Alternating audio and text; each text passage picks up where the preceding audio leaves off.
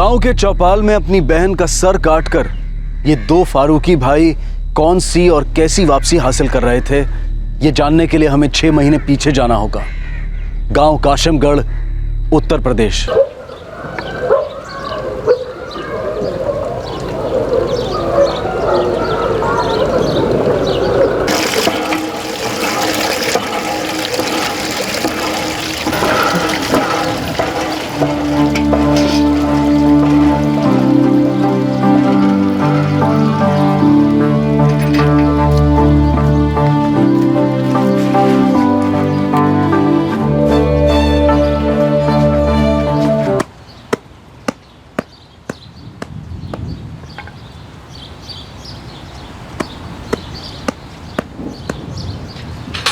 अमीना, 2 बाल्टी पानी और लेके आ। आपा हमें ना दूसरा काम है। क्या काम है तुझे? नल के पास भीड़ लग जाएगी, जाके लेके आ। आपा फिलहाल ना हमारा पानी भरने का कोई मूड नहीं है। अमीना, कहाँ जा रही है बेटा? अम्मी, आप भी ना ऐसे काम से बाहर जाते वक्त टोकना जरूरी है क्या? पर जा कहाँ रही है? एक काम है, जरूरी निपटा कर आते हैं। सुन अमीना, बेटा घर के काम से भी जरूरी कोई चीज होती है क्या? अच्छा कहिए, जल्दी कहिए। जा अशरफ भाई की दुकान पे जा, वहाँ से 1 किलो दाल और 2 रुपए के मेथी दाना और हाँ आधा किलो सेला चावल लेके आना। ठीक से तुलवाना और ये ले पैसे गिन कर देना, संभाल के जा। अम्मी लाइए। अम्मी, मेम साहब को जरा 2 बाल्टी पानी लाने के लिए भी कह दीजिए। हम कहते हैं तो इनका मूड छूट बीच में आ जाता है। अरे मेरी प्यारी आपा जान, अल्लाह ताला ने माशाल्लाह अच्छे खासे हाथ पैर दिए। 2 बाल्टियाँ तो यूँ ले आएंगी आप नहीं? अमीना, ये ले, ये तुम्हें खाना देकर आ। अरे अमीना, अब ऐसा मुंह क्या बना रही है? बेटा ये तो मेहनत करने के दिन है ना, जा जाते हुए ये भी दे आना। हाँ भाई, मेहनत ही करने की तो उम्र है। और कुछ बचा है? जा जा।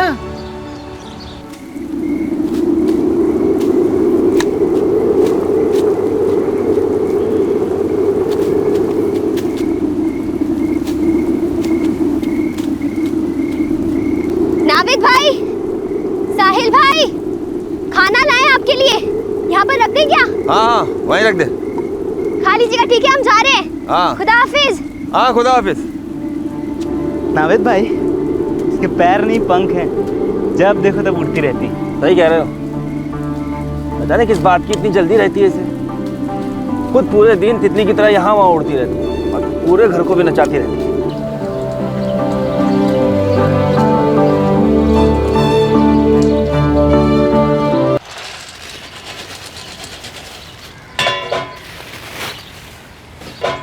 हाँ 50 रुपये हो गया।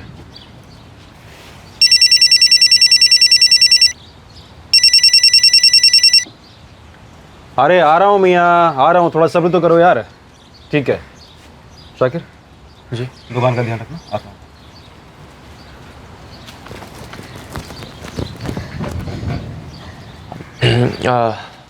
कहो क्या चाहिए? 1 किलो मसूर की दाल, आधा किलो सेला चावल और 2 रुपए की मेथी दाना।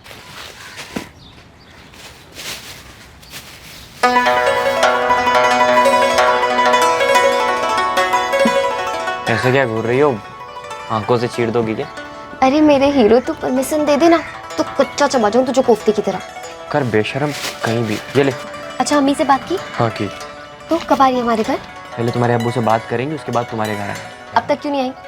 आ जाएंगे। देखो शकील में हम हमारी ट्रेन नहीं छूटने देंगे। हाँ, आज शाम तक का वक्त है आपके पास। आपकी अम्मी हमारे घर पर रिश्ता लेकर आ जानी चाहिए, वरना हम खाने पे अब्बू से कह देंगे कि तुम्हारी अम्मी से हमारे रिश्ते की बात कर ले। बस समझ गए ना? अमीना, अमीना सुनो।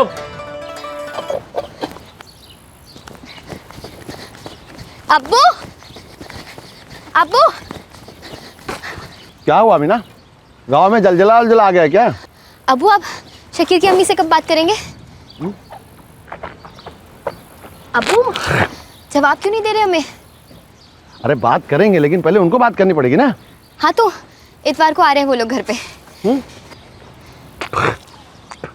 तुझे किसने बताया? अब्बू हम बता रहे हैं ना आपको, वो आ रहे हैं इतवार को घर पे। देख अमीना, तू बड़ों के बीच में ना पड़े तो अच्छा है। अरे कैसे ना पड़े अब्बू? मतलब आप लोगों के पहले आपके चक्कर में हमारी गाड़ी छूट गई तो? अब्बू हमें ना बूढ़ी दुल्हन नहीं बनना। और वैसे भी आप सब तो जानते हैं ना कि बचपन से हमारा दिल कितना जुड़ा हुआ है शकील के साथ। तो बस निकाह तो हम उन्हीं से करेंगे। बेटा वो सब ठीक है लेकिन हाँ तो बस अप्पू, इरफान को वो लोग हमारे घर पर आ रहे हैं ना, तो आप सारी बातें कर लीजिएगा और निकाह की तारीख तय कर लीजिएगा। बस हम ये बात जाकर अम्मी को अभी कभी बता देते हैं, ठीक है? अल्लाह हाफिज। अमीना, अरे ऐसे कैसे?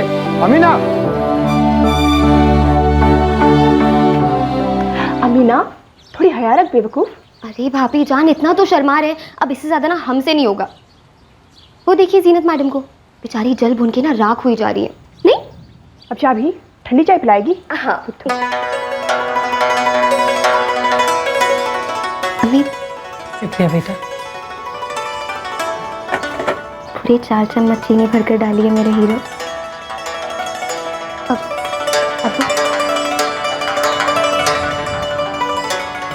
भाईजान,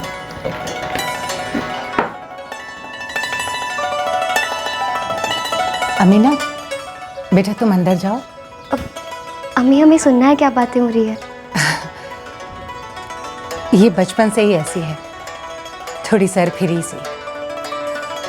क्यों शकील मियाँ, झेल लेंगे ना आप हमारी बहन को? अरे नाविद भाई, उसकी तो बहुत प्रैक्टिस है इन्हें।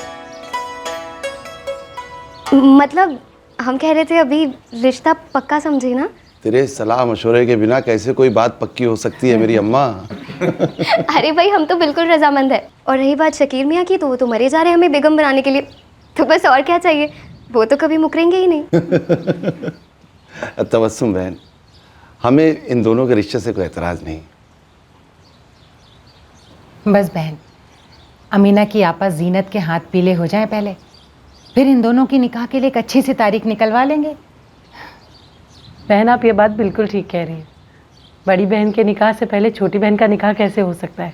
और ये दोनों तो बचपन से खेले कूदे हैं साथ में, इनकी कौन सी गाड़ी वाड़ी छूटे जा रही है? क्यों?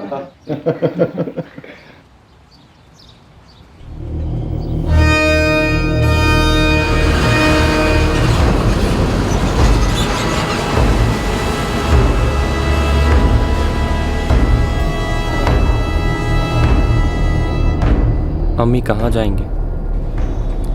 रमीज़ाबाद, तेरे चचा जान रहते हैं वहाँ, उन्हीं के यहाँ रुकेंगे। अमीना ने ऐसा क्यों किया?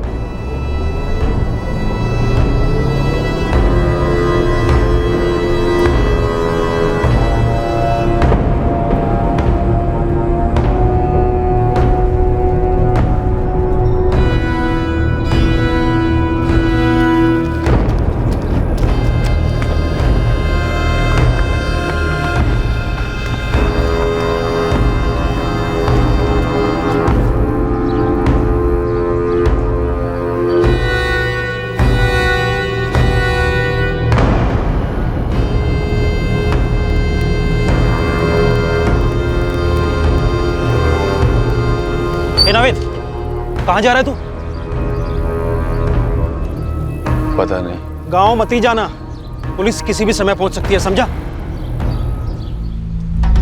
अमीना है साहब, हमारे गांव के सलीम फारूकी की बिटिया। किसने किया ऐसा? वो सब उसी के दोनों भाइयों ने मिलकर बड़ी बेरहमी से मार डाला उसको, नावेद और साहिल फारूकी। साहब वो अमीना को वहां से घसीटते हुए लाए थे। हम सब हक्का बक्का रह गए, मुंह से एक लफ्ज भी नहीं निकला। फिर नावेद ने अमीना का सर हाथ में लेकर के गांव वालों को धमकाया भी साहब। ये दोनों फारूकी बंधु चले कहाँ गए? बाकी के परिवार के लोग कहाँ हैं लड़की के? वो तो भाग गए साहब। गांव की चौपाल पर दिन दहाड़े सबके सामने लड़की को मार डाला, सबने देखा, लेकिन किसने उन्हें पकड़ा नहीं, किसने उन्हें रोकने की कोशिश नहीं की। क्यों? पूरा का पूरा गांव मिला हुआ है क्या उनसे? नहीं साहब, हमें लगा उनका निजी मामला है। कौन सा निजी मामला है? गांव की चौपाल तक घसीटा गया, फिर गला काटकर सुलझाया गया। गांव की बाकी लड़कियों को भी धमकियां दी गई और किसने आवाज तक नहीं उठाई उनके खिलाफ। साहब हम कबूल करते हैं कि उन दोनों ने बहुत बड़ा गुनाह किया है, लेकिन ये लड़की, ये अमीना भी ऐसी बेकार की जिद किए बैठी थी कि। हाँ साहब, पूरी बिरादरी की नाक कटा रही थी, इसे घर वापस आना चाहिए था। कहां से घर वापसी होनी चाहिए थी अमीना की?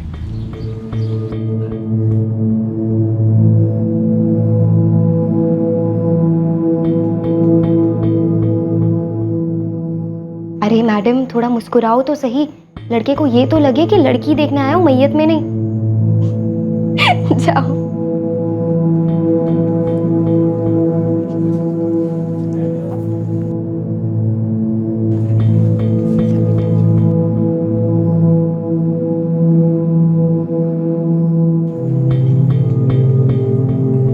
हमारी बिटिया आपका घर बहुत ही अच्छे से संभाल लेगी। पढ़ लिख भी लेती है थोड़ा बहुत।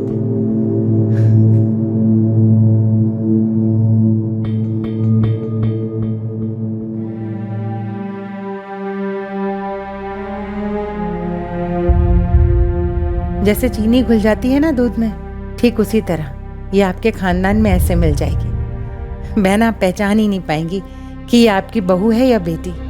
हमारी दोनों बेटियां घर काम में बहुत मजी हुई हैं, और फिर जीनत तो खाना भी बहुत अच्छा बना लेती है। तो लियाकत भाई, हाँ समझे इस रिश्ता को, निकाह की तारीख पक्की करें। सलीम भाई, हमने तो देख ही लिया है जीनत को, जरा अपने परिवार वालों की भी राय ले लें। एक हफ्ते का वक्त दो हमें, आज ही तो देखा है, एक दिन में ऐसे थोड़ी ना होती है।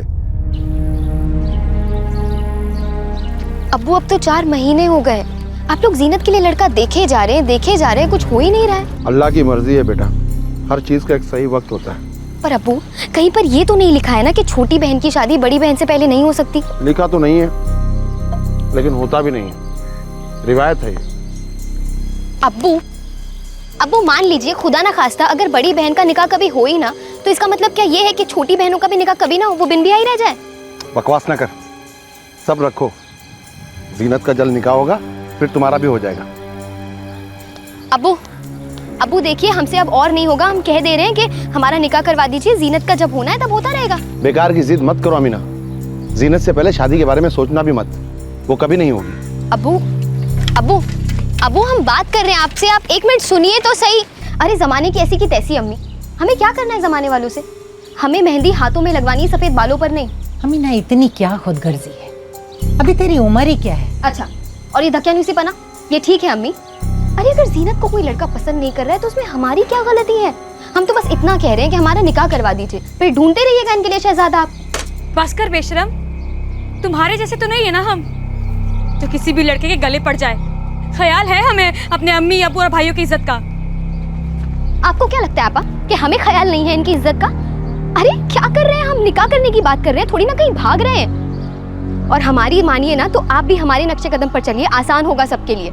चल बिन मछली की तरह जो तड़प रही हो ना शौहर के लिए, वो आंख भी मिट जाएगी तुम्हारी। खुदा के लिए जुबान को लगाम दो, एक थप्पड़ मारेंगे वहीं आके तुम्हारे। हम थप्पड़? अम्मी बचपन में इसके पैर काट दिए होते ना, तो ना ये पैर फिसलते ना इतनी लंबी जुबान।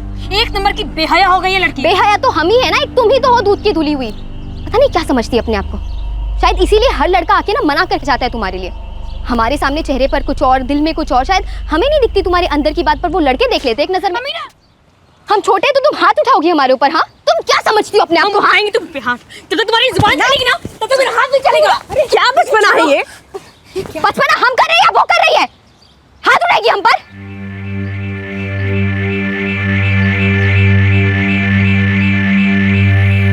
अमीना, इन सब मामलों में जोर जबरदस्ती कहाँ चलती है? क्यों नहीं चलती? हमारे घर वाले रजामंद है तो कर लेते हैं ना निकाह। तो तुम्हारे घर वालों ने कहा है ना तुम्हें सब्र रखने को, तो रखो सब्र। क्यों रखे हम सब्र? देखो शकीर, हमसे नहीं होगा, हमें दुल्हन बनना है, वो भी आज। तुम चल रहे हो हमारे साथ निकाह करने? क्या बेवकूफों जैसी बातें कर रही हो? ऐसा क्या कह दिया हमने?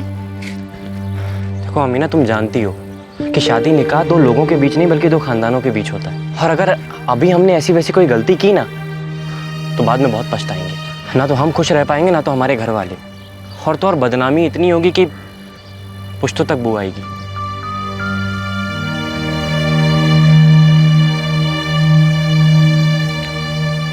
अमीना बेटा, जरा समझा करो, छोटी वाली का निकाह अगर बड़ी वाली से पहले हो जाता है तो जमाना सोचता है कि जरूर बड़ी वाली में कोई खोट है, फिर तो उसका निकाह होने से रहा। और अगर वाकई में कोई खोट हो तो उसका निकाह हो ही ना, तो उसमें छोटी बहन का क्या कसूर है भाईजान? लेकिन अपनी जीनत में तो कोई खोट नहीं है ना। हाँ, कुछ वक्त लगेगा उसके लिए एक ढंग का लड़का ढूंढने के लिए, और घर में 2-3 बार तो ये बात हो चुकी है ना कि पहले जीनत फिर अमीना, फिर क्यों बार बार ये बात उठा लेती हो? क्योंकि हमसे इंतजार नहीं हो रहा है। अमीना, तुम एक काम करो, तुम घर के कामों में टूट पड़ो, मन लगा के घर का हर काम सीख लो, इससे एक तो वक्त गुजर जाएगा और ऊपर से तुम्हारी आने वाली ज़िंदगी भी बेहतर हो जाएगी शकीर के साथ। पर हाँ, इस मसले पर इस घर में दोबारा कोई बात नहीं होगी। किसी की नहीं सुनी इसने, बस अपनी जिद पर अड़ी रही, कर दिया सब उल्टा पुल्टा। अब कल शाम की ही तो बात है।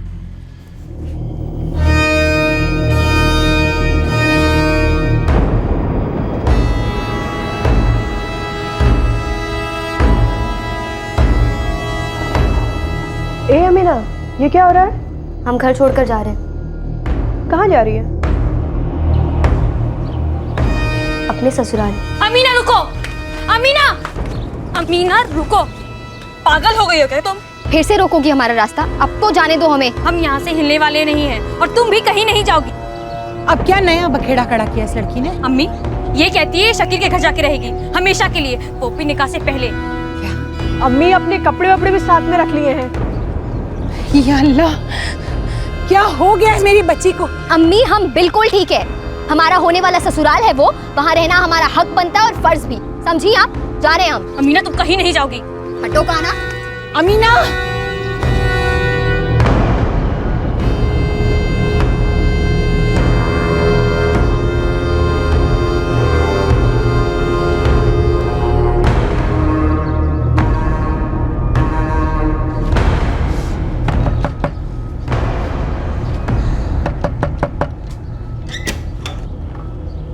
अरे अमीना। अम्मी हम अब से यहीं पर रहेंगे। हाँ अम्मी, मैं अभी घर आता हूँ। हाँ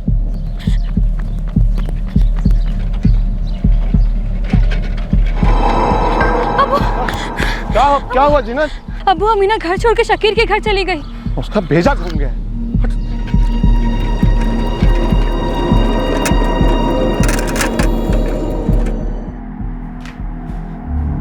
अमीना ये क्या है? मतलब तुमने तो हद कर दी है। देखो अब तुम कुछ ना बोलो, हम उस घर में वापस नहीं जाएंगे। अमीना बेटा ऐसे थोड़ी ना होता है, तुम अचानक यहाँ ऐसे। बेटा तुम एक दिन भी यहाँ रुकी तो हम दोनों खानदानों पर कितनी आफत आएगी तुम्हें अंदाजा भी है? अम्मी आप तो बड़ी है ना, आप मौलवी साहब को बुलाकर हम दोनों का निकाह पढ़वा दीजिए, और फिर मजाल है किसी की जो हमें यहाँ से जाने के लिए कह दे।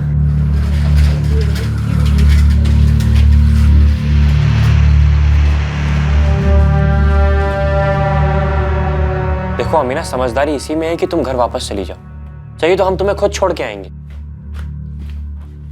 लो अब्बू आ गए तुम्हारे। अपने घर चलो अमीना। अब्बू हम अपने ही घर में हैं। देख अमीना, गांव भर में हमारी थूथू हो, इससे पहले चलो यहाँ से। शकील बाद में सामान ले आएगा।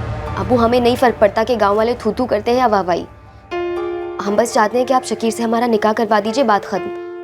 हम यहाँ से हिलने भी नहीं वाले।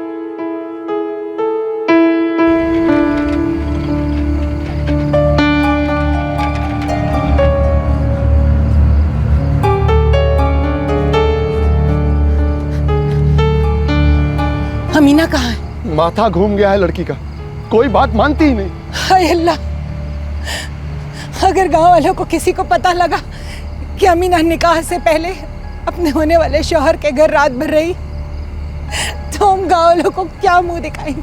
अब तो हो गया हमारा निकाह, बदचलन लड़की की बदचलन आपा, थप्पा लग जाएगा। अब क्या करें? एक काम करते हैं, जायदा और मैं सरपंच साहब के पास जाते हैं। जावेद भाई अब आप ही कोई सलाह दीजिए, करें तो क्या करें? सलीम भाई, आप और हम चलते हैं तबस्सुम के घर, हम बात करते हैं बच्ची से, शायद मान जाए।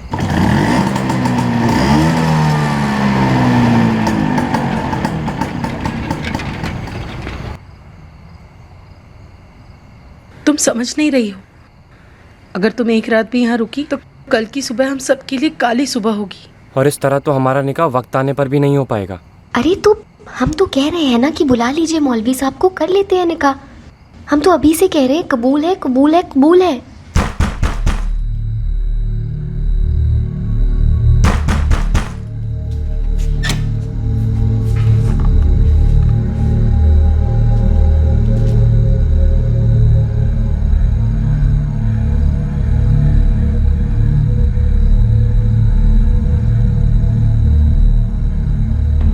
नहीं मानी साहब। फिर हमने कहा सलीम से कि इसे 1-2 दिन वहीं रहने देते और गांव में किसी को नहीं बताते। जब इसकी जिद का बुखार उतरेगा तो चुपचाप शाकिल ले आना। सर, ये गांव का किराने वाला है अशरफ। इसने नावेद को देखा है अभी थोड़ी देर पहले मेरतुला गांव की तरफ जाते हुए। मेरतुला में क्या? सर ये कह रहा है कि वहां पर उसका ससुराल है। एक टीम भेजो, उठा लो। सर।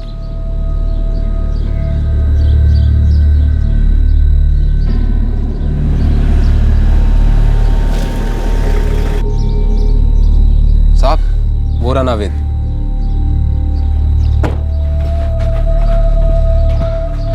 तेरा भाई साहिल का है नावेद? गाड़ी में बिठाओ इसे। चल।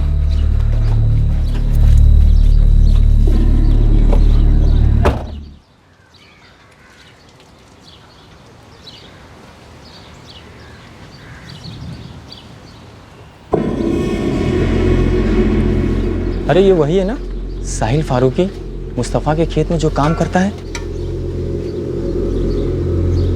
हाँ, क्यों? इससे पुलिस ढूंढ रही है। ऐसा क्या किया इसने? आपको नहीं पता? इसने अपनी बहन का गला काट डाला बीच चौपाल पर।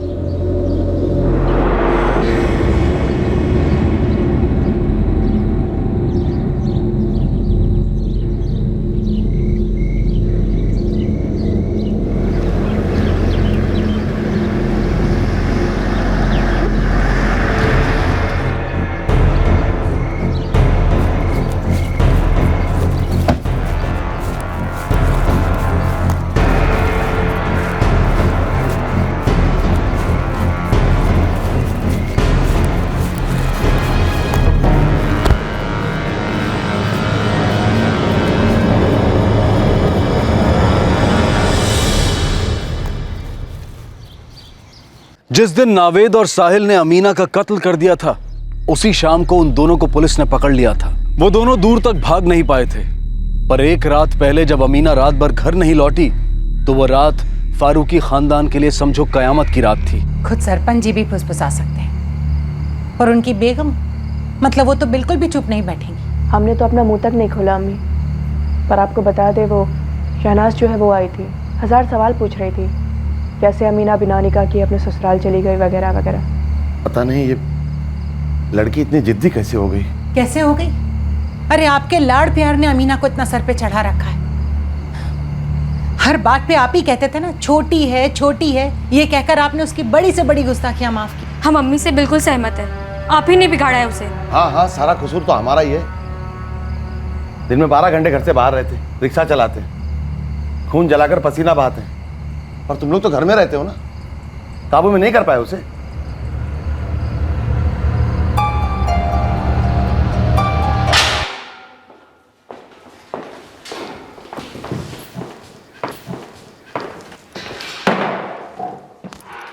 हमारे गांव के बाहर एक पुल है साहब, वहां जाकर हमने अमीना का सर नीचे नदी में फेंक दिया। हंसी अभी वहीं फेंका नदी में? जी हाँ। ड्राइवर्स की टीम भेजो सर। अगर वो अपनी जिद पर अड़ी थी तो तुम अपनी जिद छोड़ देते। बहन थी तुम्हारी। हमारी तो कोई जिद नहीं थी साहब, उसने हमारे खानदान की नाक कटवा दी थी।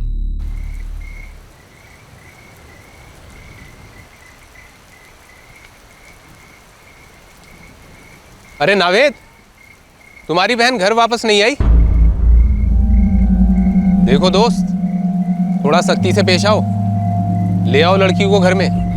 वैसे भी गांव में ये बात आग की तरह फैल गई है कि लड़की रात भर घर से बाहर थी। देखो सलीम मियाँ, कुछ भी हो पर लड़की को इतनी छूट नहीं देनी चाहिए। अरे निकाह होने वाला है, हुआ तो नहीं ना, और शाकिर के घर रात भर। तौबा। देखो मियाँ, जमाना मर्दों का है, शाकिर पर तो कोई आंच नहीं आएगी, सारी उंगलियां लड़की पर ही उठेंगी और बदनामी उसके घर वालों की होगी।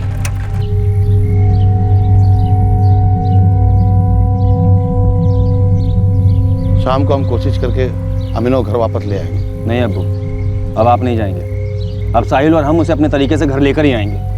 ना, तुम नहीं जाओगे। अमीना और तुम भाई बहन सब एक जैसे हो, गुस्से वाले, एकदम जिद्दी, मामला और बिगड़ेगा। अब्बू जिद एक चीज होती है और बेहयाई दूसरी। और ये अमीना अपनी खुदगर्जी के झंडे गाड़ रही है। अब्बू हमने आज तक कोई ऐसी हरकत नहीं की जिससे शर्म से आपके गर्दन झुक जाए, लेकिन इस अमीना ने आज वो हरकत कर दी है। और अब्बू खुदा ना खास्ता शाकिर मुकर गया तो कौन करेगा अमीना से निकाह? और उसके चक्कर में हमारा हुक्का पानी बंद हो जाएगा। ये सारी बातें अपनी जगह बस, और तुम नहीं जाओगे। मैं शाम को जाऊंगा और उसको समझा कर ले आऊंगा। नहीं अब्बू, इस अमीना ने अपनी हद पार कर दी है। वो सीधे तरीके से मानेगी ही नहीं। उसे साहिल और हम अपने तरीके से ही घर लेकर के आएंगे और फिर उसे तमीज़ और हया की तालीम भी देनी है। चलो साहिल।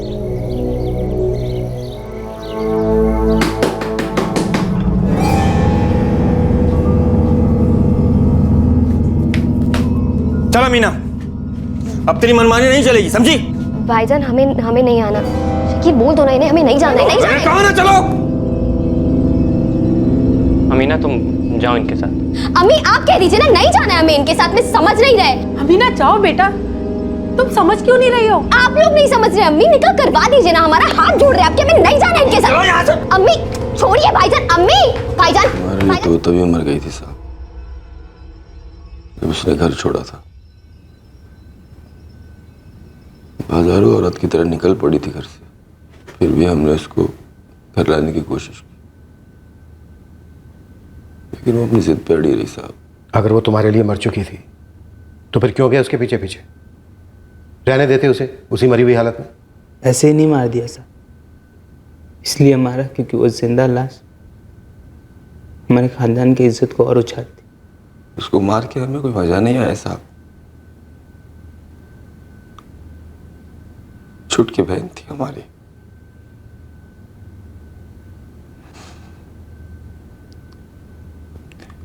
इन हाथों को पकड़कर उसने चलना सीखा था साहब।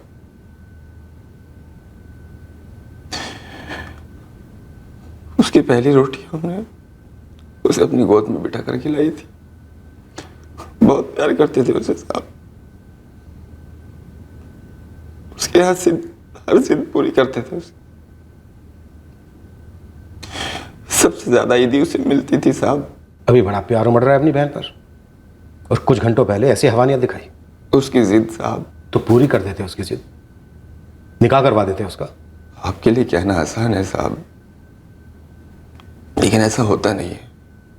ये यूपी का एक छोटा सा गांव है साहब, कोई लखनऊ गुड़गांव या मुंबई नहीं।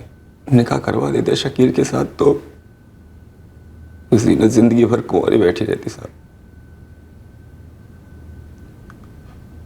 और अगर वो कुछ कर लेती अपने साथ तो अब तुमने कर दिया, मार डाला अपनी छोटी बहन को। एक और रात अगर वो वहां रहती ना साहब, तो हमारे खानदान का गांव में जीना दुश्वार हो जाता। हुक्का पानी बंद हो जाता हमारे परिवार का साहब। तो इस डर से अमीना को दुनिया से ही निकाल दिया। अब तो नहीं होगी कि सलीम फारूकी के दोनों लड़के क्रिमिनल निकले। तभी तुम्हारा एक छोटा बच्चा है ना, वो क्या सुनते हुए बड़ा होगा ये नहीं सोचा। तुम्हारी बीवी, मां, जीनत, सलीम, इन सब पर क्या बीतेगी, कुछ नहीं सोचा।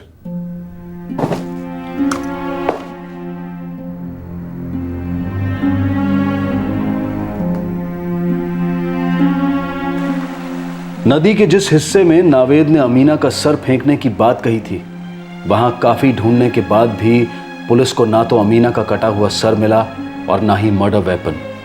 नावेद और साहिल की गिरफ्तारी की खबर सुनते ही फारूकी परिवार के बाकी सारे सदस्य गांव लौट आए।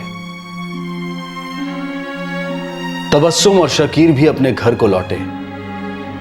काफी समझाने के बाद सलीम ने अमीना का धड़ स्वीकार किया और उसे दफना दिया।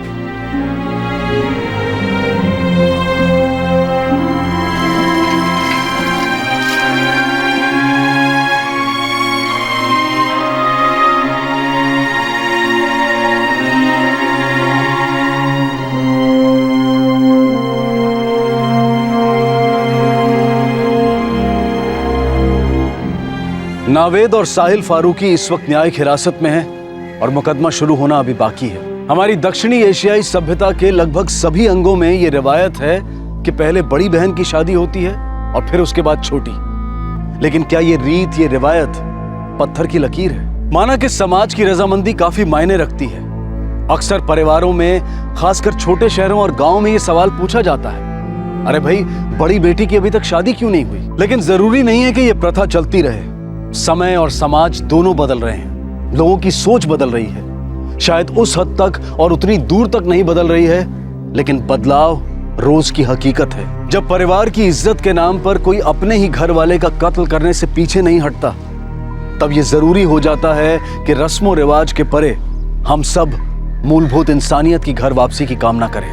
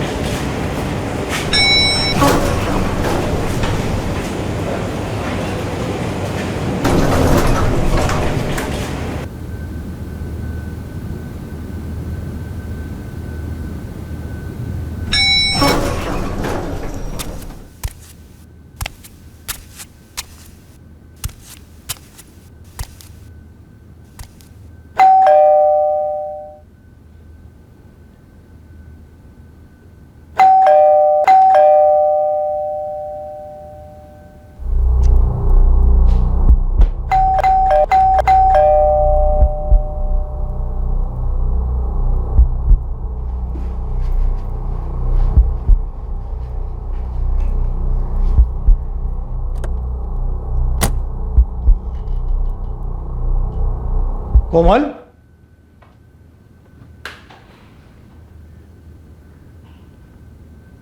कोमल, कोमल, कोमल,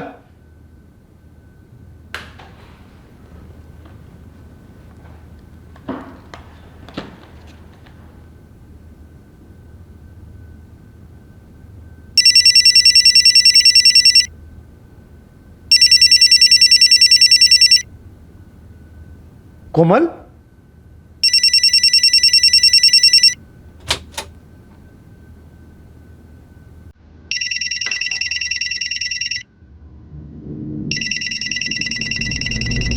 कोमल, कोमल,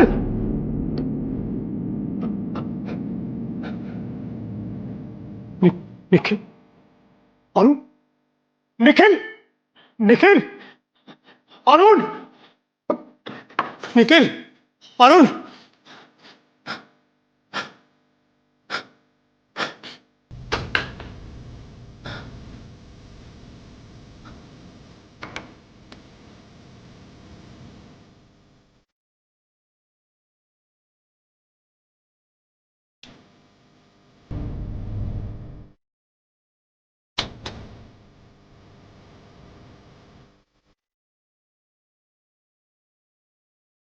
ये देखने में अंदर गया सर तो मनोज जी, ऐसा लगता नहीं है कि कुछ चुराया गया है आपके घर से? कुछ पता नहीं है सर। कुछ सर, कोई फोर्स्ड एंट्री नजर नहीं आ रही। दरवाजे के लॉक्स तोड़े नहीं गए। मैंने डोरबेल बजाई, कोई रिस्पॉन्स नहीं था,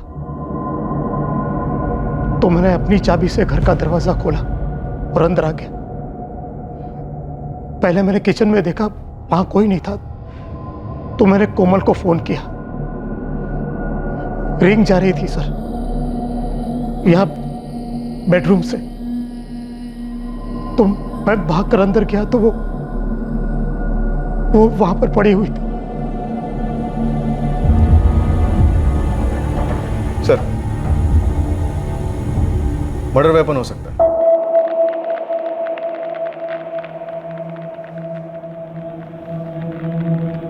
मनोज जी, चाकू आपके घर का? जी सर। शेखर, इसे फिंगरप्रिंट्स के लिए भेजो। सर, फर्स्ट हैंड कंक्लूजन ये कहता है कि कातिल कोई जान पहचान का ही रहा होगा, जिसके लिए घर का दरवाज़ा खोला गया।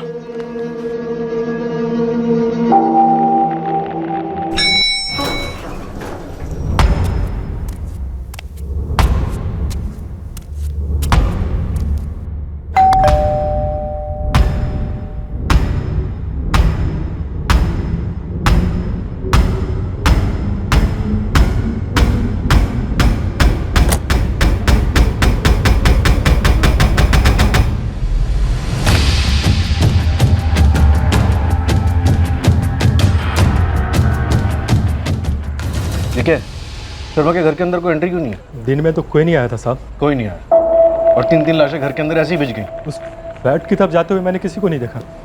मैं तो पूरे दिन यहीं बैठा था साहब। पूरे दिन इधर ही बैठते? जितने भी घंटे होते हैं तुम्हारी ड्यूटी के, हर वक्त इधर ही बैठे रहते? पानी की मोटर खोलने नहीं जाते, टॉयलेट नहीं जाते, कुछ नहीं करते? इन सब कामों के लिए तो जाना ही पड़ता है साहब, लेकिन इन सब कामों में तो मुश्किल से 2-4 मिनट लगते हैं। 2-4 मिनट में कोई अंदर से बाहर जा सकता है और बाहर से अंदर आ सकता है। सीसीटीवी कैमरा है सोसाइटी में? सेक्रेटरी साहब बोल रहे थे कि लगाने वाले हैं।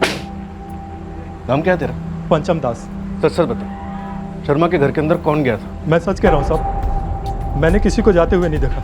सिर्फ मनोज साहब गए थे 1 घंटे पहले, इसके अलावा मैंने किसी को नहीं देखा। मैं बिल्कुल सच कह रहा हूँ साहब। कोमल पर कोई सेक्सुअल असॉल्ट? नहीं सर। बच्चों पर? नहीं। अभी 9:15 हुए हैं, तो तकरीबन शाम के 4-4:30 बजे?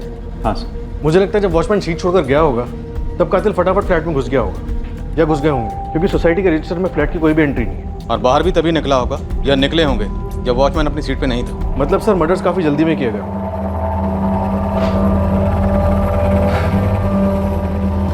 मनोज जी, आपने अपने सभी रिश्तेदारों को इन्फॉर्म कर दिया? कोमल के पेरेंट्स मुरादाबाद से निकल चुके हैं।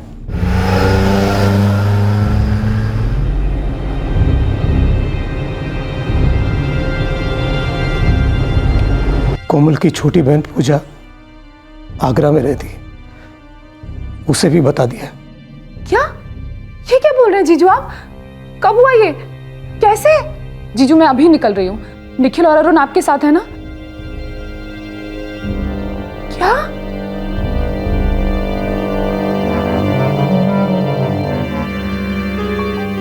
आपके पेरेंट्स? पहुंच ही रहे होंगे, चंदन चौक में रहते हैं।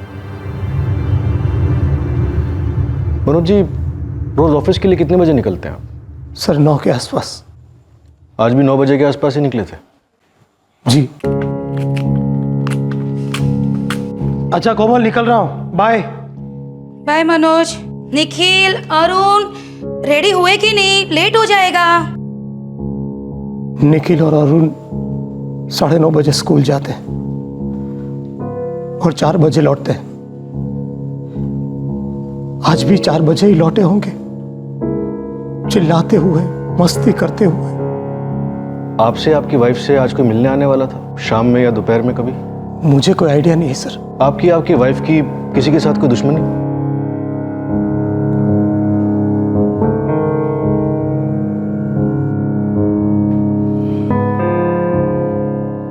अवस्थी, खोदो, पता लगाओ पति पत्नी के बीच कोई माजरा तो नहीं था। पति पत्नी के बीच में सीरियस प्रॉब्लम की वजह से पति ने पत्नी का कत्ल कर दिया। इस तरह के केसेस हमने बहुत देखे, पर क्या कोई बंदा अपनी पत्नी के साथ साथ अपने छोटे छोटे मासूम बच्चों का भी कत्ल कर सकता है? बच्चे स्कूल से जस्ट लौटे होंगे सर, स्कूल के जूते उतारे, बैग रखा और बस कहानी खत्म। अगर पति पत्नी के बीच में किसी तरह की कोई अनबन थी तो घर में नौकर या आस पड़ोस में किसी को कुछ तो पता होगा। क्रियाक्रम के बाद सबसे डिटेल क्वेश्चनिंग करते हैं सर। और इस मनोज शर्मा और कोमल शर्मा के फोन रिकॉर्ड्स भी निकलो।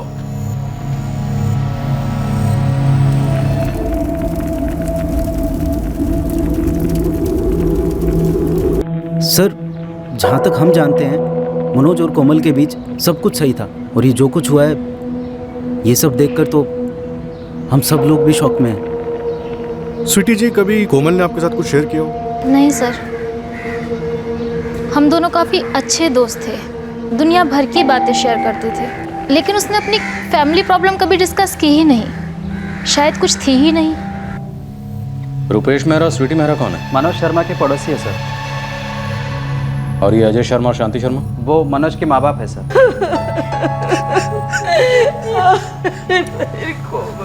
ये सब क्या हो गया अजय जी? अनर्थ हो गया, सब बर्बाद हो गया। मनोज इकलौता? जी सर। और ये जयप्रकाश और मालती मिश्रा कोमल के माँ बाप? हाँ सर। ये पूजा अग्रवाल और तन्मय अग्रवाल? पूजा विक्टिम कोमल की छोटी बहन है सर, और तन्मय अग्रवाल पूजा का बेटा।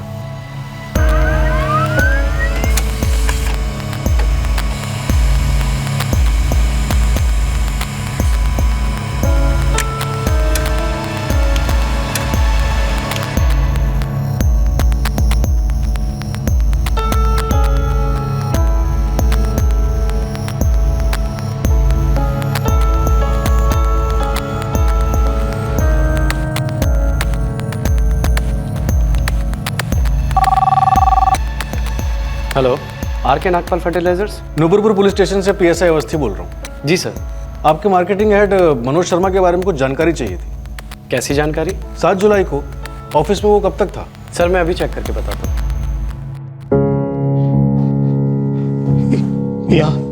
यहाँ पड़ी हुई थी वो। फिर मैं निखिल और अरुण के बेडरूम में गया।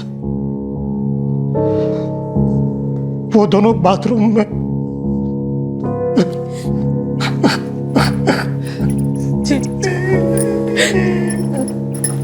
जीजा जी। सर मनोज और कोमल के फोन रिकॉर्ड्स क्लीन है। जान पहचान वाले से बात हुई? पड़ोसियों से बात हुई थी सर। मनोज का कोई अफेयर नहीं है। कोमल रेगुलर हाउसवाइफ थी, बच्चों में बिजी रहती थी। और ये मनोज का ऑफिस? कल शाम 6:30 बजे तक मनोज ऑफिस में ही था, सेल्स मीटिंग में। उसके बाद वो ऑफिस से निकला। शक करने जैसे कोई मूवमेंट नहीं है सर। क्या ऐसा हो सकता है कि इस मनोज शर्मा के पास 2 फोन नंबर हैं? दूसरे फोन नंबर से इसने पूरी प्लानिंग की और फिर किसी और से तीनों कत्ल करवाए? हो सकता है सर, लेकिन कातिल जो भी होगा वो करीबी जानने वाला होगा। कोमल की लाश बेडरूम में पाई गई और कोमल की रजामंदी के बिना कोई उसके बेडरूम में कैसे एंटर कर सकता है? और कोमल शर्मा का किसी से कोई अफेयर नहीं था? फोन रिकॉर्ड्स में तो ऐसा कुछ नहीं निकला सर। शायद खबरी कुछ बता सके। बेस्ट खबरियों को काम पे लगाओ, बहुत गहराई तक खोदना होगा। कातिल पक्का कोई इनर सर्कल का आदमी होगा जो कोमल शर्मा और उसके दोनों बच्चों को अच्छी तरह से जानता हो। सर स्कूल में मेरी बात हुई, कंफर्म्ड है। बच्चे 3:55 पे बिल्डिंग के बाहर ड्रॉप हुए। 4 बजे तक कॉलोनी में दाखिल हुए होंगे। रोज की तरह मस्ती में घर पहुंचे होंगे, इस बात से बिल्कुल अनजान कि उनके साथ क्या होने जा रहा है।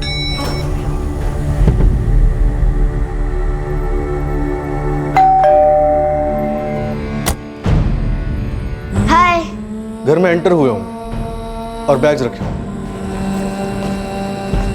और उसके बाद स्कूल के जूते उतारे होंगे।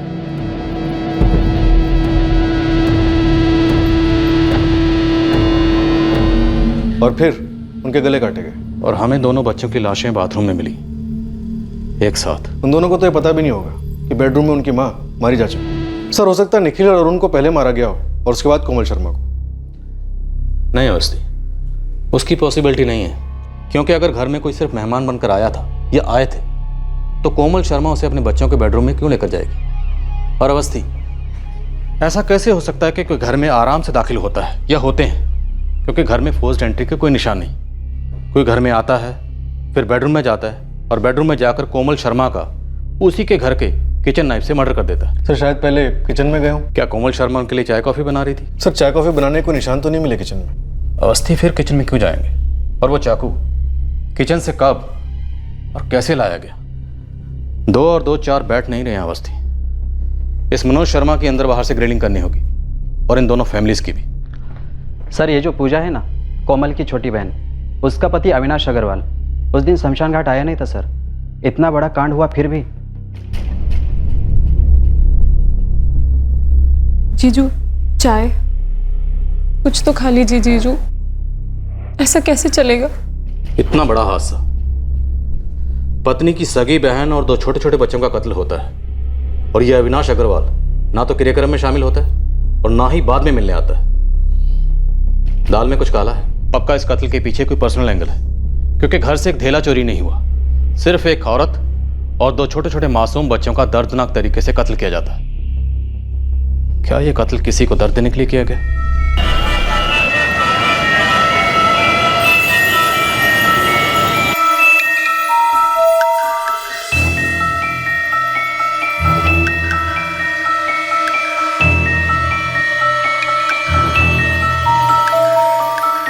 जयप्रकाश जी, मैं ये पूछना चाहता हूँ कि आपकी बेटी और दामाद के बीच में किसी तरह की कोई अनबन तो नहीं थी? कोई पारिवारिक झगड़ा या कोई सीरियस इशू जिसकी वजह से ये सब हुआ? बिल्कुल नहीं सर, दोनों में बड़ा प्यार था।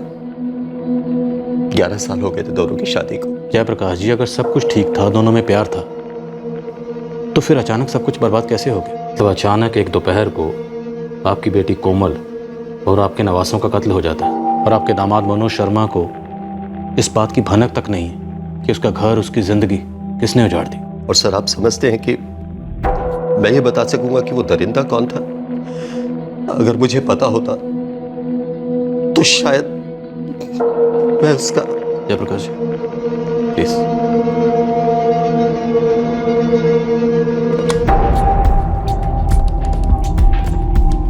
number you have called is currently switched off. Tiwari, ji sir. इस अविनाश अग्रवाल का कोई दूसरा नंबर है क्या? उनकी पत्नी पूजा ने तो यही नंबर दिया सर। जयप्रकाश जी, आपके दूसरे दामाद अविनाश अग्रवाल। उसका क्या सर? आपकी बेटी पूजा और अविनाश अग्रवाल की शादी कब हुई? 8 साल पहले। आपके दूसरे दामाद अविनाश अग्रवाल आपकी बेटी कोमल शर्मा के अंतिम संस्कार में नहीं आए, कोई खास वजह? सर, मेरी पत्नी ने पूजा से पूछा था। पूजा, अविनाश कहाँ है? अंतिम संस्कार पे भी नहीं आया। मैंने तो बोला था मम्मी, उन्होंने कहा कुछ काम में अटके हुए हैं। जीजू मैं अभी निकल रही हूँ। निखिल और अरुण आपके साथ है ना? क्या?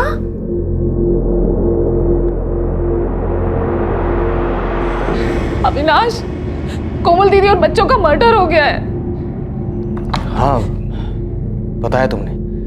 वो कल मुझे बहुत काम है और सुबह जल्दी भी उठना है। क्या? तुम एक काम करो, तुम अभी जाओ और तन्मय को भी अपने साथ ले जाओ। मैं अपना काम निपटाकर कल आता हूँ। उनका फोन आउट ऑफ रीच जा रहा है मम्मी, शायद किसी काम में बिजी होंगे। ऐसा भी क्या काम था आपके दूसरे दामाद अविनाश अग्रवाल को कि वो दूसरे दिन भी गायब रहे? सर, मैं समझ नहीं पा रहा हूँ, आपका इशारा क्या है? जयप्रकाश जी, आप ये तो समझ पा रहे हैं ना कि मैं इशारा कर रहा हूँ? सर्विस करने वालों की अपनी भी कुछ मजबूरियां होती हैं कि नहीं?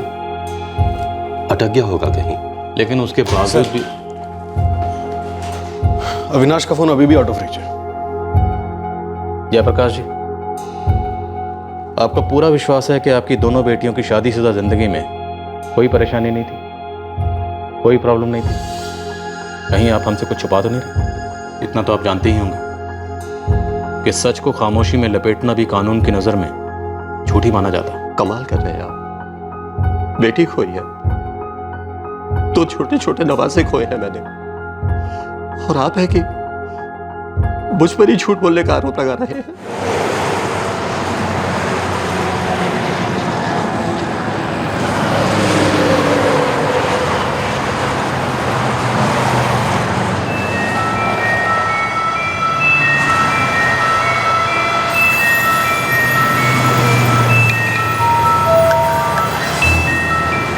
अवस्थी, जब रिश्तों में बाहर से सब कुछ ठीक ठाक दिखे या ये दिखाने की कोशिश की जाए कि सब कुछ ठीक ठाक है, तो पीछे बहुत कुछ सड़ रहा होता है। सर, इस मनोज शर्मा को उठाते हैं, हिलाते हैं, जरूर कुछ ना कुछ बोलेगा।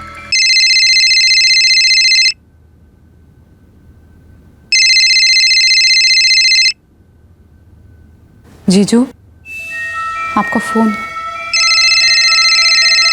मैं तुमसे कुछ कहना चाहता था दोस्त।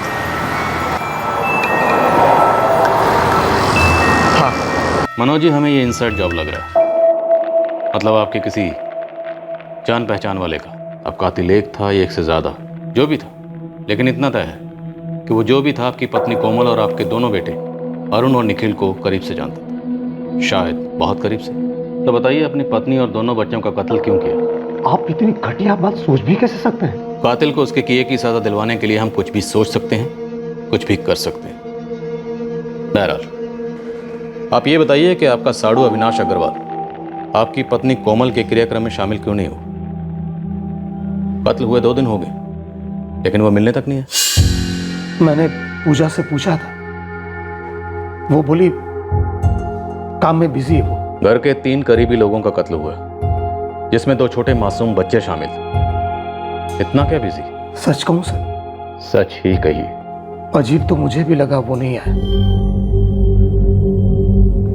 चलो, कोमल उसे पसंद नहीं थी, लेकिन बच्चे। कोमल पसंद नहीं थी मतलब? बोलिए।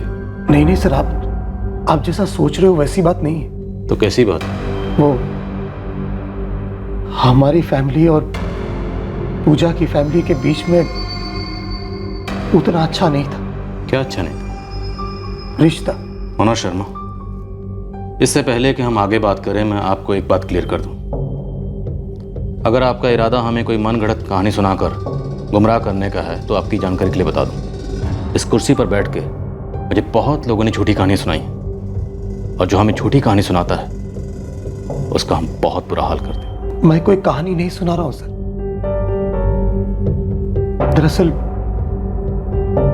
अविनाश कोमल से नाराज था।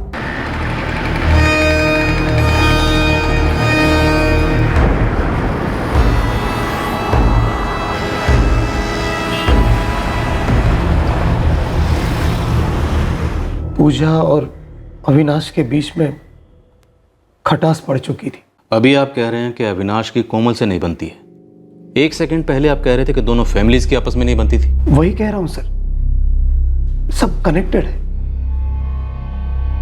पूजा और अविनाश के बीच में टेंशन थी क्योंकि हमारी फैमिलीज के बीच में टेंशन थी, क्योंकि पिछले 3 साल से अनबन चल रही थी। कैसी अनबन? पूजा और अविनाश के बीच में लड़ाइयां चल रही थी और कोमल उन दोनों के बीच में सुलह करवाने की कोशिश कर रही थी। हर वाइफ की बेसिक एक्सपेक्टेशंस होती है अपने हस्बैंड से, उसमें कुछ गलत नहीं है। एक्सपेक्टेशन बेसिक वाले में सब समझता हूँ, लेकिन ये जो ख्याली पुलाव बनाने रहना है ना, ये पागलपन है। ख्याली पुलाव? 8 साल हो गए हमारी शादी को अविनाश, तब जो हालात थे आज भी वही है, 1 इंच आगे नहीं बढ़े हम। तो पीछे भी तो नहीं गए ना, और आगे बढ़ने से क्या मतलब है तुम्हारा? ज्यादा पैसा? क्या करोगी क्या इतने पैसों के तुम? क्यों चाहिए तुम्हें इतने पैसे? और अगर पैसे से इतना ही प्यार है ना, तो go and find yourself a better job. जाओ नौकरी करो और दोनों हाथों से बटोरो पैसे। तो तुम में वो एम्बिशन क्यों नहीं है अविनाश? तुम जवान हो, पढ़े लिखे हो, अच्छा खासा कमा लोगे तो सबके लिए अच्छा ही होगा ना। तुम कोशिश क्यों नहीं कर रहे हो? क्योंकि मुझे अपनी जिंदगी जीनी है कोमल, मुझे पैसों की गुलामी नहीं करनी है। वाह, देख रही हो दीदी क्या जिंदगी जी रहे हैं हम लोग। मेरी एक ठीक ठाक जॉब है पूजा। मैं मानता हूं कि मैं मनोज जितना कमाता नहीं, या फिर कोमल जितना पॉश घर नहीं है हमारा, लेकिन हम ठीक हैं पूजा। और ये बात अपने लालची भेजे में तुम डाल लो एंड स्टॉप कंपेयरिंग। मैं कंपेयर सिर्फ अपने आप से करती हूँ। 8 साल पहले और अब कोई चेंज नहीं आया है, सब कुछ वैसा का वैसा ही है। घर की हालत देखो, अपना सेविंग्स अकाउंट देखो, इन्वेस्टमेंट, कोई इन्वेस्टमेंट है हमारी? अरे इन्वेस्टमेंट तो दूर की बात, एक अच्छी छुट्टी पे भी नहीं गए आज तक। तुम वहां ऑफिस में सड़ते रहते हो और मैं यहाँ घर पे। सड़ना ही जिंदगी है? या मुझे बता दो, अगर सड़ना ही जिंदगी हो गई अब तुम्हारे लिए। देखो अविनाश, जमाना महंगाई का चल रहा है, कुछ देर के लिए तुम पूजा के नजरिए से जिंदगी को क्यों नहीं देखते? इतनी भी जिद ठीक नहीं है ना। रहने दो दीदी, ये आदमी जानबूझ के कुछ नहीं करता, सिर्फ मुझे परेशान करने के लिए। क्या मैं जानबूझ के कम कमाता हूँ? देख रही हो कोमल किस तरह बकवास करती है तुम्हारी बहन। एक बात ठीक से समझ लो तुम पूजा, कि हमारी चद्दर जितनी लंबी होगी उतना ही पैर फैलाएंगे, एंड दैट्स इट। कहाँ ये बाबा आदम के जमाने की बात लेकर बैठ गए? चद्दर के परे क्यों नहीं सोचते? अरे कुछ देर के लिए पूजा क्या चाहती है वो तो समझ लो, उसकी जरूरतों को पूरा करने की कोशिश तो करो। ऐसा तो नहीं है कि पूरी जिंदगी वो तुम्हारी गुलामी करती रहे।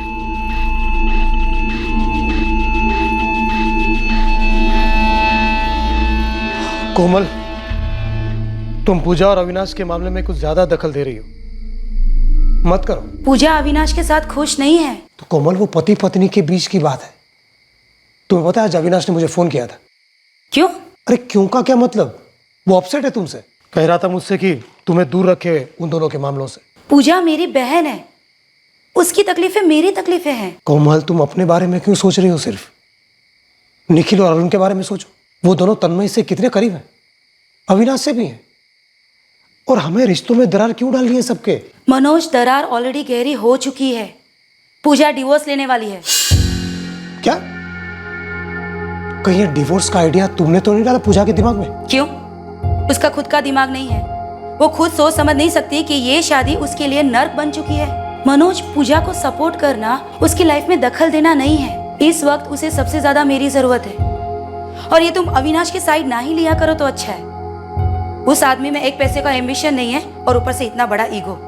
इसीलिए अविनाश का अंतिम संस्कार में ना आना मैं समझ सकता हूं। दरअसल एक ख्याल तो ये भी आता है सर, कि कहीं उसी ने तो नहीं मार डाला कोमल और मेरे बच्चों को। सर, अविनाश का फोन 10 मिनट के लिए ऑन हुआ था, वापस स्विच ऑफ हो गया, भाग रहा है। बात इतनी बिगड़ चुकी थी। इनके घर पे जाओ और अविनाश की पत्नी पूजा से बात करो, पता करो कि अविनाश अग्रवाल कहाँ हो सकता है।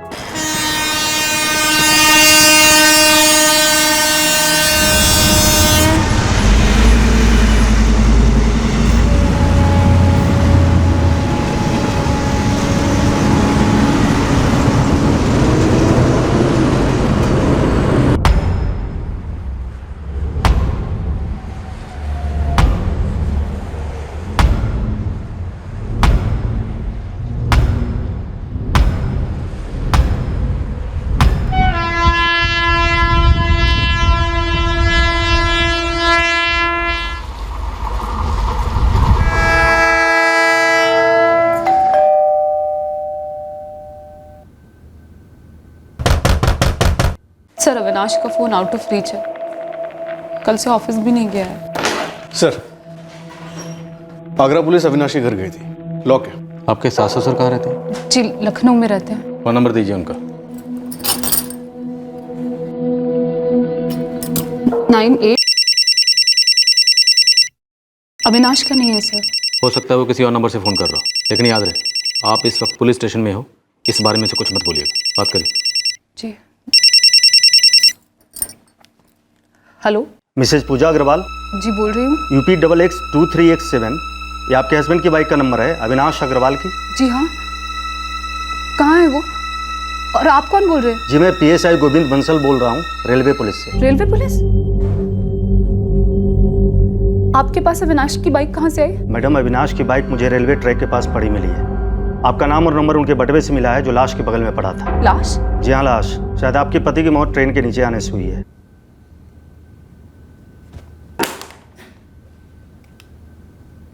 क्या हुआ पूजा जी? क्या हुआ पूजा जी?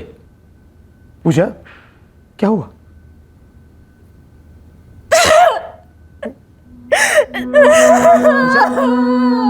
पूजा, संभालो अपने आप को। ट्रेन ड्राइवर ने बयान दिया है कि उसने अविनाश को देखा ट्रैक पर आते समय। सारे वार्निंग के बावजूद वो हिला नहीं। सर, अविनाश अग्रवाल के सेलफोन लोकेशन के हिसाब से वो 7 जुलाई को दोपहर 3 से 5 के बीच मनोज शर्मा के घर के आसपास था, गाजियाबाद। और आज सोसाइट से पहले उसकी बात किसी चंदन यादव से हुई थी, आगरा में। कब की बात? सर आज, अभी थोड़ी देर पहले जब इसका सेलफोन ऑन हुआ था। मैं तुमसे कुछ कहना चाहता था दोस्त। उठाओ इस चंदन यादव को।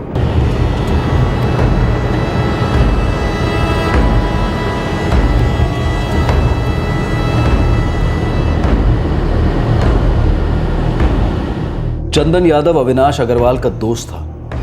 वो पहले यही कहता रहा कि उसे कुछ मालूम नहीं है, पर आखिरकार उसने पुलिस से सच कहा। चंदन ने इस रोंगटे खड़े करने वाले ट्रिपल मर्डर की सारी हकीकत पुलिस को बयां की।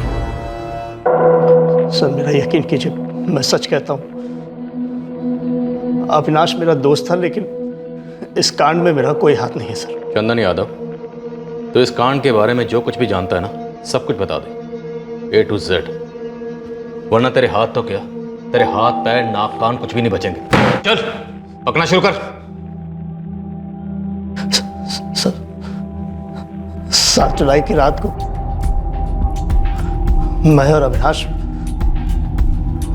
रात में बाहर में बैठे थे। वो एक अरसे से परेशान चल रहा था। उसकी वाइफ जो है पूजा, वो उससे डिवोर्स मांग रही थी।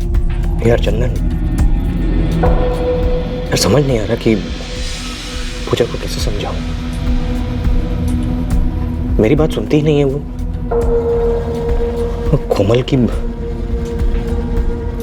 कोमल ने सारी बकवास उसके दिमाग में डाल रखी है। सीधा ना कोमल और उसके हस्बैंड को पकड़, सामने बिठा और सीधे सीधे बोल दे कि भैया देखो, अपनी लाइफ से मतलब रखो, हमारी जिंदगी में दखल अंदाजी मत करो। हाँ, बोलकर समझाकर हो गया। काफी बार बोला भी उसे और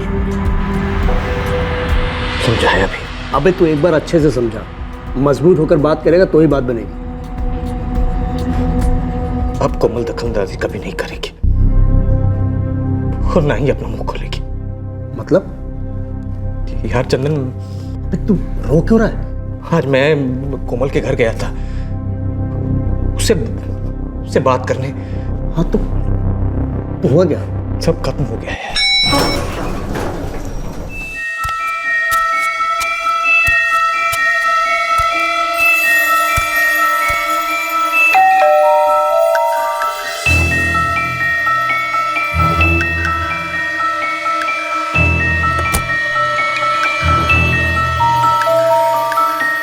अरे अविनाश, वो क्या है, मुझे आपसे कुछ अर्जेंट बात करनी थी। क्या मैं अंदर आ जाऊं? हाँ आओ ना।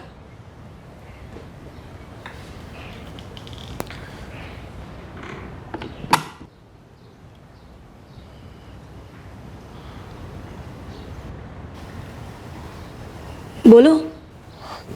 वो कोमल, बात क्या है कि मेरा ना सर बहुत दर्द हो रहा है। क्या एक कप चाय मिलेगी? हाँ हाँ, मैं अभी पूछने ही वाली थी, मैं लेकर आती हूँ।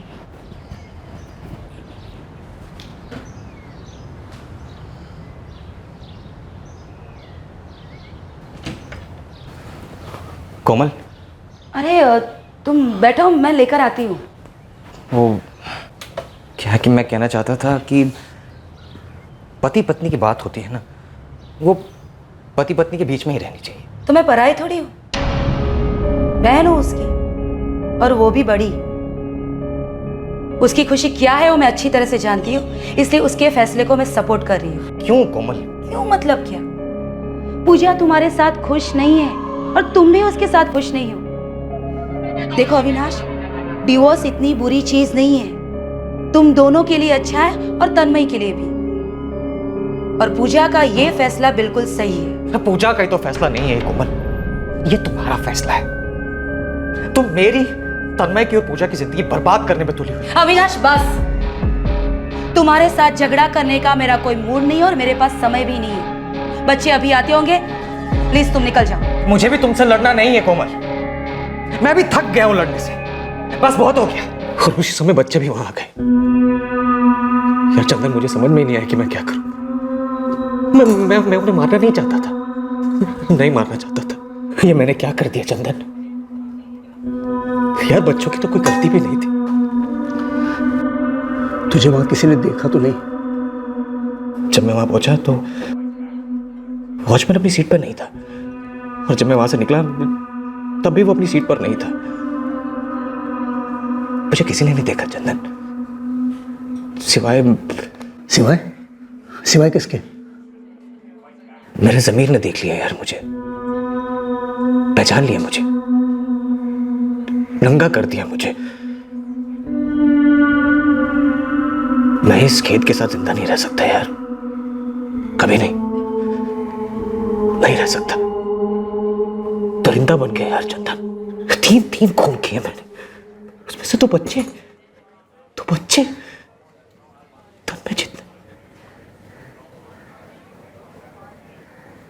तन्मय जितने थे।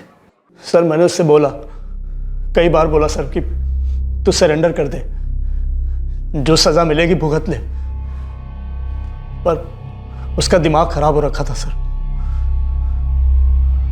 और फिर उसने मुझे फोन किया। मैं तुमसे कुछ कहना चाहता था दोस्त। तो तूने डिसाइड कर लिया? हाँ। कब कर रहा सरेंडर? अभी। है कहाँ तू? देख मैं भी आता हूँ तेरे साथ पुलिस थाने। ना, पुलिस के सामने नहीं, मैं भगवान के आगे सरेंडर कर रहा हूँ। मैं और जी नहीं सकता यार, अब मेरा टाइम आ गया यार, मेरा टाइम आ गया।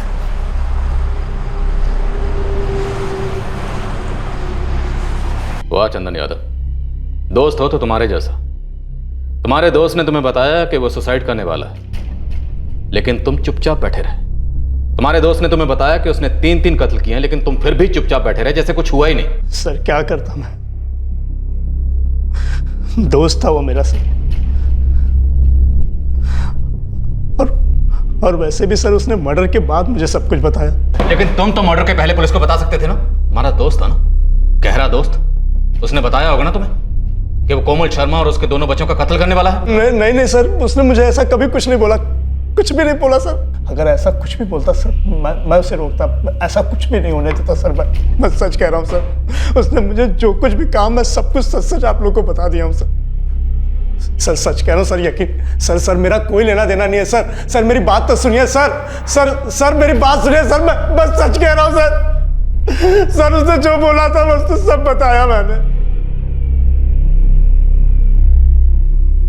कोमल और पूजा के माता पिता शौक में हैं। उन्हें पूजा और अविनाश के बीच की दूरी का कोई अंदाजा नहीं था। मनोज के माता पिता सुन पड़ गए हैं, समझ ही नहीं पा रहे हैं कि एक दूसरे ही जोड़े के बीच की घरेलू प्रॉब्लम की वजह से उनके दोनों पोतों को इतनी बेरहमी से क्यों छीन लिया गया। मनोज और पूजा के लिए यह धक्का बर्दाश्त के बाहर है। उन्होंने कभी सोचा भी नहीं था कि अविनाश इतना भयंकर कदम उठाएगा, और वो भी सिर्फ इसलिए क्योंकि कोमल, पूजा और अविनाश के घरेलू मामले में दखल दे रही थी। पछतावा, खेद, ये एक ऐसा जज्बात है जो किसी कर्म को करने के बाद होता है या फिर कुछ होते वक्त ना करने से भी हो सकता है। दुख की बात है कि ये खेद का जज्बात जुर्म की सजा के साथ मिलकर मुजरिम के साथ साथ और कई लोगों का दुख दुगना कर देता है। इस केस में एक जवान मां और उसके 2 मासूम बच्चों का कत्ल कर दिया गया और अविनाश के खेद ने उससे खुद अपना कत्ल भी करवा दिया। अविनाश ने सोचा कि जो शख्स उसे दर्द दे रहा है उसे मिटाकर उसका अपना दर्द चला जाएगा, पर इस दर्द ने खुद उसे भी मिटा दिया और अब ये दर्द सभी जीवित लोगों के दिलों पर एक परमानेंट पत्थर बनकर रह गया। अब मैं अनूप सोनी आपसे विदा लेता हूं। कल रात फिर मुलाकात होगी एक और नए केस के साथ CID के एपिसोड के बाद। तब तक सुरक्षित रहें और सतर्क रहकर एक अच्छे नागरिक का फर्ज अदा करें और देखते रहें क्राइम पेट्रोल सतर्क। सबक एक को सीख हम सबको। जय हिंद। इस तरह के और भी एपिसोड देखने के लिए हमारे चैनल को सब्सक्राइब करें और बेल आइकन दबाना ना भूलें।